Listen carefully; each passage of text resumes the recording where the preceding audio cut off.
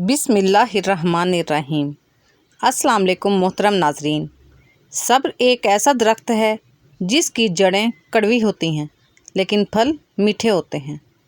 درخت سے گرنے والا کوئی پتا ایسا نہیں جس کا اسے علم نہ ہو، تو پھر وہ آنسو جو تیری آنکھ سے ٹپکا، وہ درد جس نے تیرے دل کو بےکل کر دیا، کیا اس 70 ماؤں سے بڑھ کر محبت کرنے والے کو اس کی خبر نہیں؟ اطمینان رکھ، اس کے ہاں دیر ہے اندھیر نہیں۔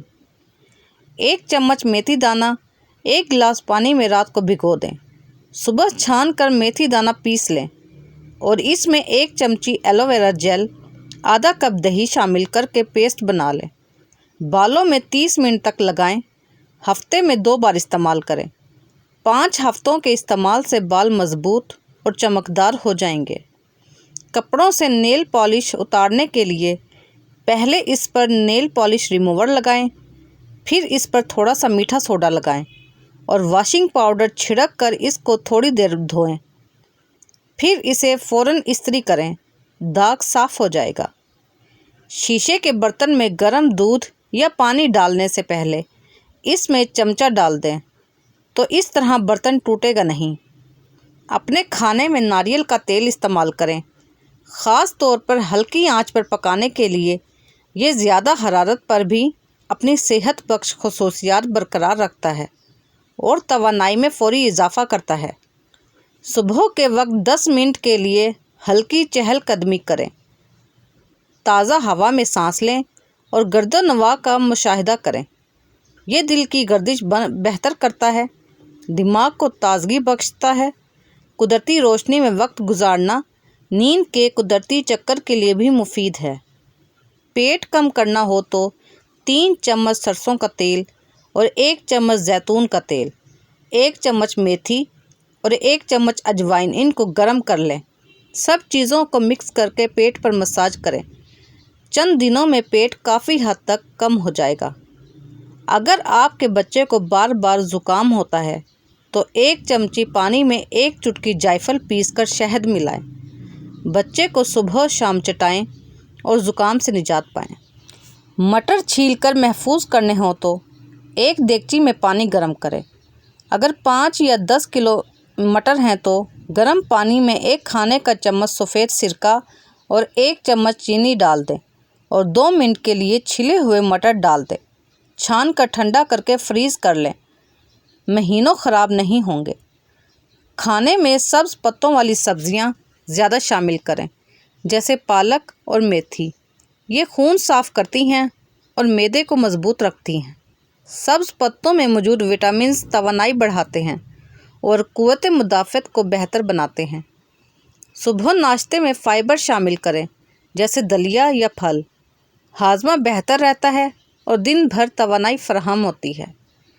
گھروں میں رکھے ہوئے بیسن، میدا، کارن فلور وغیرہ میں اکثر گھن لگ جاتا ہے اور یہ خراب ہو جاتے ہیں، لیکن اگر ان تمام اشیاء کو پلاسٹک کے ڈبوں یا پھر پلاسٹک کے تھیلیوں میں ڈیپ فریزر میں رکھ دیں تو گھن لگنے سے محفوظ رہتے ہیں۔ اگر آپ کو سالن سے تیل الگ کرنا ہو تو ایک برف رکھیں اور چمچ کا نچلا حصہ سالن کی سطح سے چھوئیں۔ تیل چمچ پر جم جائے گا، اسے ایک الگ پیالے میں جمع کر لیں۔ اس عمل کو دہرائیں۔ اس کے لیے اسٹیل کا چمچ استعمال کریں۔ دہی اگر جلدی جمانا ہو تو جتنا دودھ ہو اس میں آدھا دودھ تیز گرم کر لیں اور باقی کو ٹھنڈا رکھیں۔ جس چیز میں دہی جمانی ہو اس میں ٹھنڈا اور گرم دودھ اور دہی ملا کر کسی گرم جگہ رکھ دیں۔ آٹے میں بھورے اور سرخ کیڑے پڑ سکتے ہیں، لہٰذا اسے نمی سے بچانا ضروری ہے۔ آپ جتنا بھی چھان کر آٹا علیحدہ کر لیں، یہ پھر بھی چھاننی سے باہر آ جاتے ہیں، جو صحت کے لیے مفید نہیں۔ اگر آٹے میں کنستر یا ڈبے میں سونٹھ کا 1 ٹکڑا رکھ دیا جائے تو کیڑے نہیں پڑتے، اور اگر موجود ہوں تو حیرت انگیز طور پر غائب ہو جائیں گے۔ آٹے والے برتن میں تیز پتہ رکھ دیں، اس سے آٹے میں کیڑے نہیں ہوں گے۔ قالین بچھانے سے پہلے اگر زمین پر تھوڑا سا کوئی بھی کیڑے مار پاؤڈر خشک نیم کے پتے اور تھوڑی سی لونگیں پیس کر ڈال دیں۔ اس کے بعد قالین بچھائیں تو دیمک اور سیلن سے محفوظ رہے گا۔ سر میں جوئیں پڑ جائیں تو ست پودینہ یعنی پودینے کا عرق صابن کے پانی میں حل کر کے سر میں ڈالیں اور سر کو خوب دھوئیں۔ 2-3 مرتبہ ایسا کر لینے سے انشاءاللہ سب جوئیں مر جائیں گی۔ لیکوریا اور ٹانگوں میں مستقل درد ختم کرنے کے لیے روزانہ 3 ہفتے تک صبح کے وقت 7 بادام لیں۔ آپریشن وغیرہ کے زخم کے نشان دور کرنے کے لیے ایلو ویرا کے گودے میں تھوڑا سا زیتون کا تیل ڈال کر گرم کر کے روزانہ لگائیں۔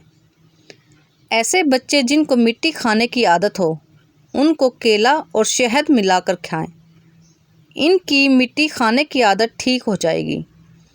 سیب کا جوس آنکھوں کے لیے مفید ہے۔ سیب کا جوس ہڈیاں مضبوط کرتا ہے۔ سیب کا جوس بالوں اور جلد کے لیے بھی مفید ہے۔ سیب کا جوس دل کی بیماریوں کے لیے بھی مفید ہے اور جگر بھی ٹھیک رہتا ہے۔